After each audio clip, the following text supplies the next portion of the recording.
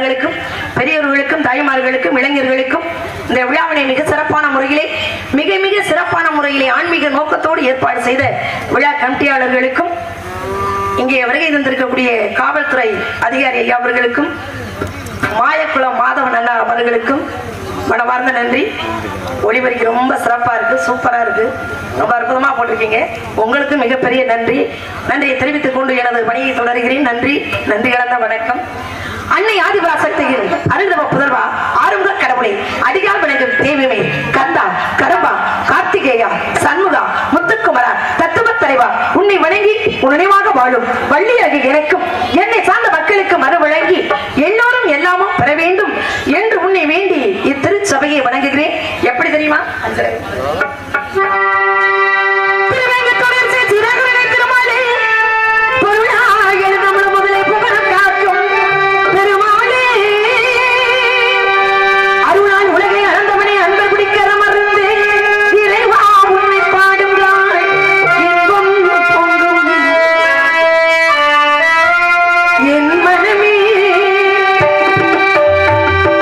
நாளெல்லாம் உந்தன் திருநாளே வருவ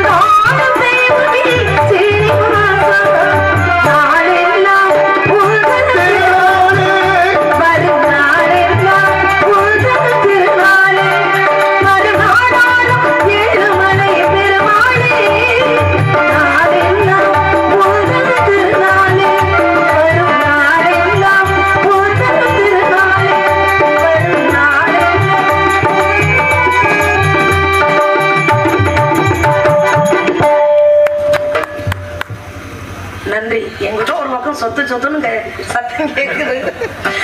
கைதட்டிய அன்னார் அவர்களுக்கும் நன்றி. கை தட்டாமல் அமைதியாக பார்த்து கொண்டிருக்கும் அன்பு உள்ளங்களுக்கு ரொம்ப ரொம்ப நன்றி. அமைதியா இருக்கிறதே பெரிய விஷயம் தான். ரொம்ப மகிழ்ச்சி. சொல்லிக்கடங்கவே பராசக்தி சூரதனங்கள் எல்லாம் வல்லமை தந்திரிவாள் பராசக்தி வாழியின்றி துதிப்போம். சர்வமும் சக்திமயமாய் விளங்கும் அந்த அன்னை ஆதிபராசக்தியால் அணைக்கப்பட்டு 6 உருவமும் ஓர் உருவமாகி அன்னை சக்தியால் வெற்றி வேலை பெற்று தேவாதி தேவர்களையும் முனிவர்களையும் கொடுமைப்படுத்திய சூரபதமனை அடக்கி ஒருபாதி சேவலாகவும் மறுபாதி மயிலாகவும் ஆக்கி அமர்ந்த அந்த ஆறுமுகனை வணங்குவோமா? இல்லை, இந்த அம்பாளை வணங்குவோமா? அம்பாளைத்தான் வணங்க வேண்டும். அக்னி காளியம்மன் ஒன்றை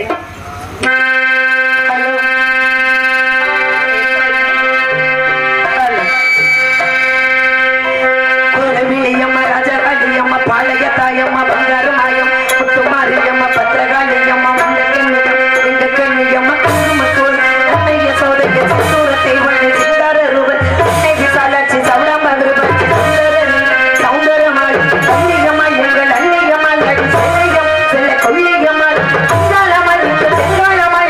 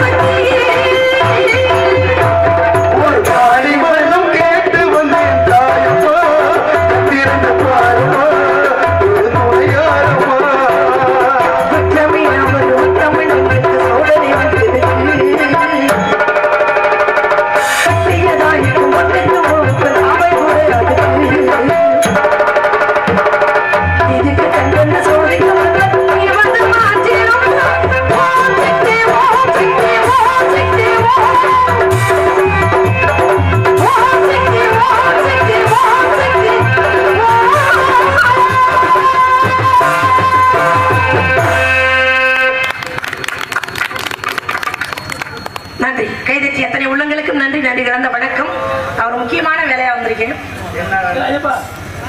எங்க குடும்பத்தை பத்தி உங்கள்ட்ட எல்லாம் சொல்லி ஆகணும். என் தந்தை பேர் நம்பி தலைவன், தாயின் பேர் நங்கை மோகினி. அவர்களுக்கு 7 ஆண் குழந்தைகள் இருந்த பொழுதும் ஒரு பெண் குழந்தை இல்லையே என்று வருத்தம். பிறகு முருகனுடைய அருளால் வள்ளிக்கிழங்கு தோண்டி எடுக்கப்பட்ட பள்ளத்திலே என்னை கண்டெடுத்து நாளொரு மேனியும் பொழுதும் வண்ணமாக வளர்ந்து வரும்னா யாரை எதிர்பார்த்துக் கொண்டிருக்கிறேன் என்று யாருக்காவது தெரியுமா? எங்க அப்பாவுக்கும் 7 ஆம்பளை பிள்ளை அப்படின்னு சொன்னா இல்லையா? ஆனா அவர் அதிலும் வருத்தப்பட்டார். ஏன் அப்படின்னா நாளைக்கு தலைவலிக்குதுன்னு கீழே படுத்துட்டோம் அப்படின்னா முதல்ல ஓடி வந்து தண்ணி கொடுக்கறது பொம்பளை பிள்ளைதான். வயலுகளும் பாப்பாங்க, இல்லைன்னு சொல்ல முடியாது.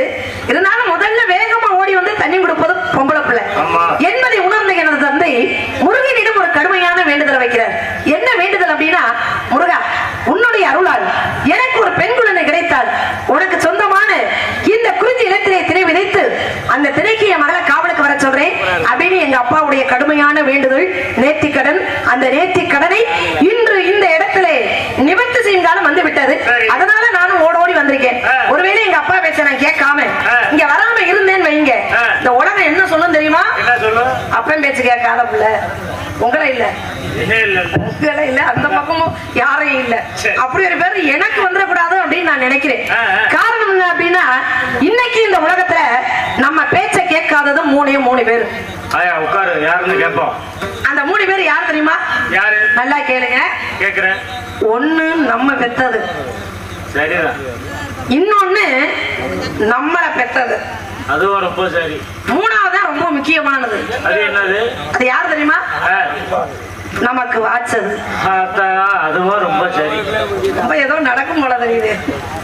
ஒண்ணு நம்ம பெத்தது, இன்னொன்னு நம்மள பெத்தது, 3வது நமக்கு வாச்சது. 3 சரியா. இது ஆணுக்கு பெண்ணா இருக்கலாம், பெண்ணுக்கு ஆணா இருக்கலாம். ஏன்னா ஒரு பழமொழி கூட உண்டு. என்ன அப்படின்னா, கொண்டவன் சரியாக இருந்தால் கூரை ஏறியும் சண்டை போடலாம் அப்படிங்கிறது பழமொழி. ஏன்னா ஒரு கட்டிய மனைவிக்கு ஒரு கணவன் எந்த நேரத்திலும் ஆதரவாக இருக்கும் பொழுது அந்த பெண்ணால எதையும் சாதிக்க முடியும் அப்படிங்கிற தன்னம்பிக்கை அந்த அம்மாவுக்கு வந்துடும்.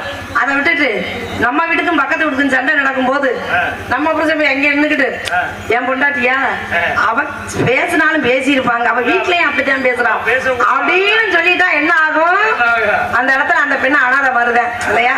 அப்படிலாம் ஒரு சில விஷயங்கள் இருந்தாலும் கூட என்னுடைய குடும்பம் ரொம்ப சிறப்பான குடும்பம். அந்த வகையில நம்ம எல்லாம் ரொம்ப யோகமான ஆளுகதான். இருந்தாலும் ஒரு உறவுக்காக காத்துக்கிட்டு இருக்கேன் அப்படின்னு சொன்னனே, அந்த உறவு எங்கே எப்படி இருக்கிறாரு அப்படிங்கிறது எனக்கு தெரியாது. இருந்தாலும் அவருடைய வரவுக்காக அவர் எப்படி எதிர்பார்த்து கொண்டிருக்கிறேன் தெரியுமா? எப்படி? நதியோரம் என்று போகலாமா, இல்லை பாடல் ஒன்று என்று போகலாம்.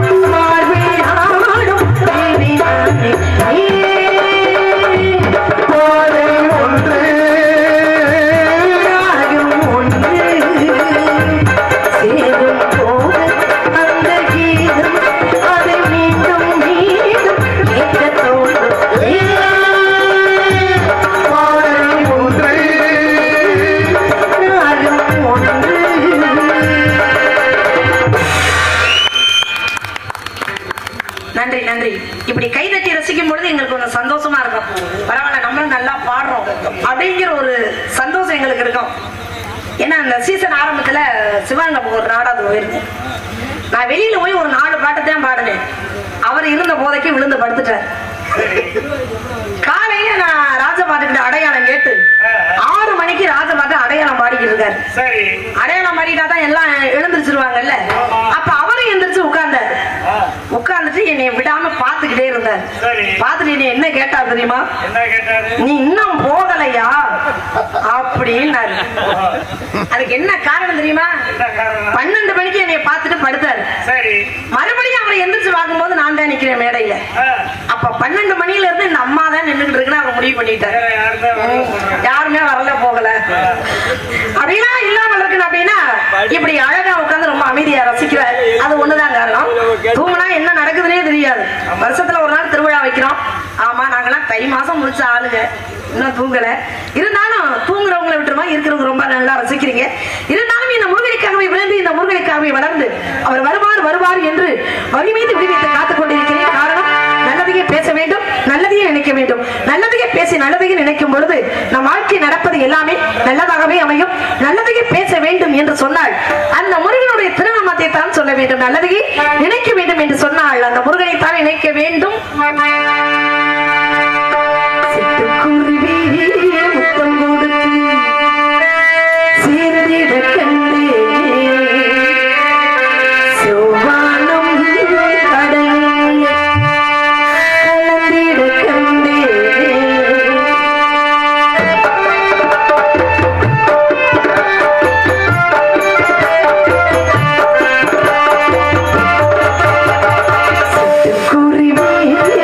Come on.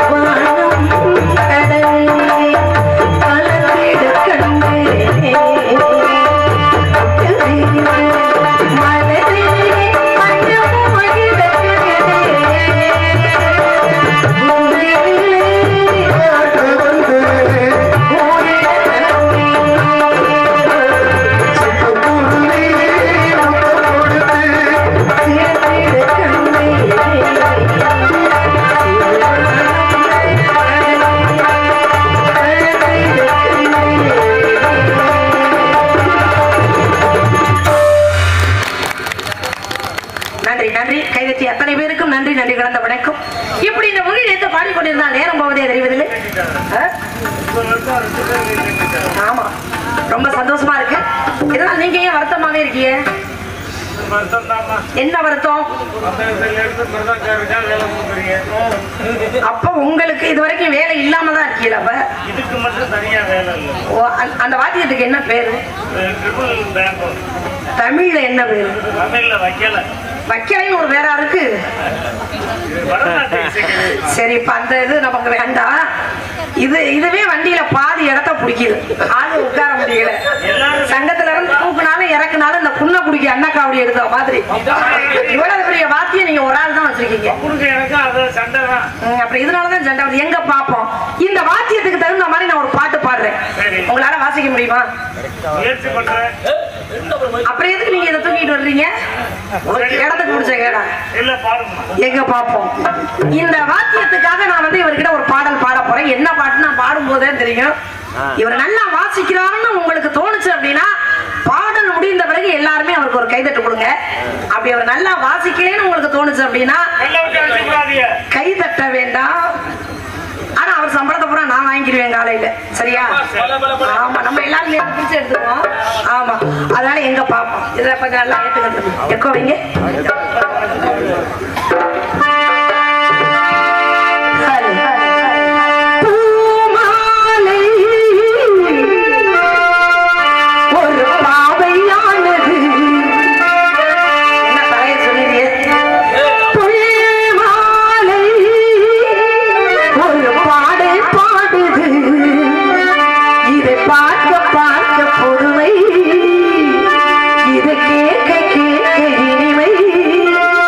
இதை பார்க்க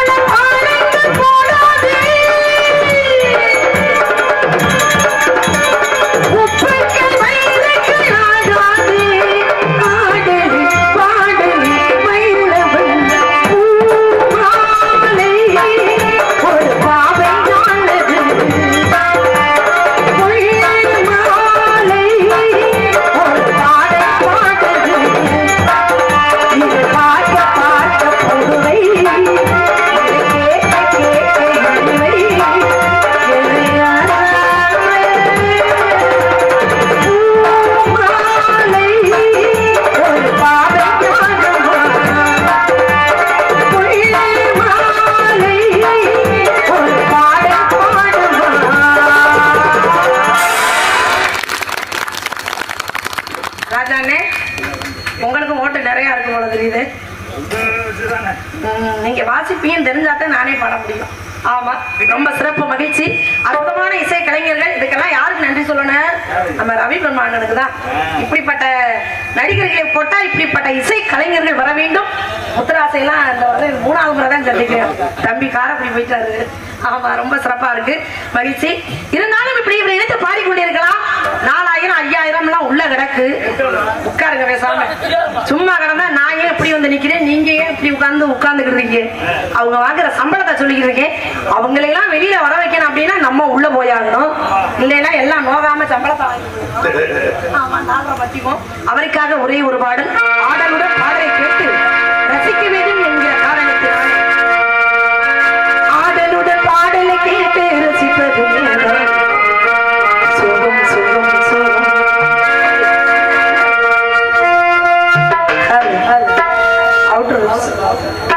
ஆசை தரும் பார்வையில் எல்லாம் 1000 எண்ணம் வரும் வரும் வரும். ஆடலுடன் பாடலை கேட்டு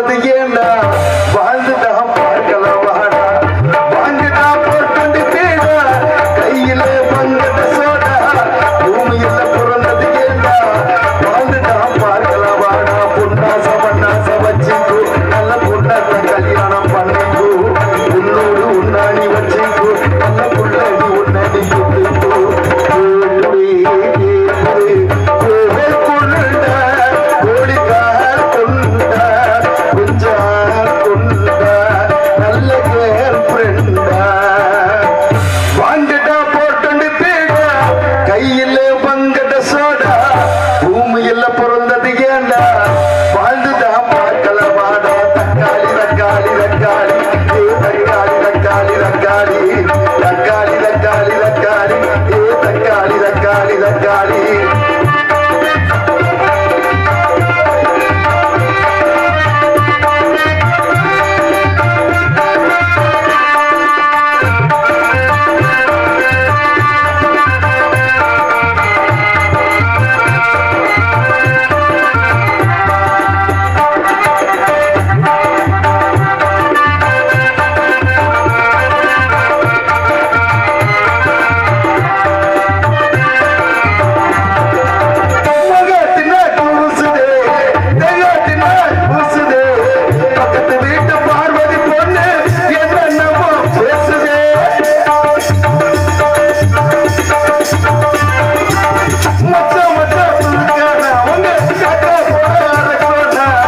அவளை தேடி நானும் போனேன் அங்கே ஒரு காலம் பசக்கிளி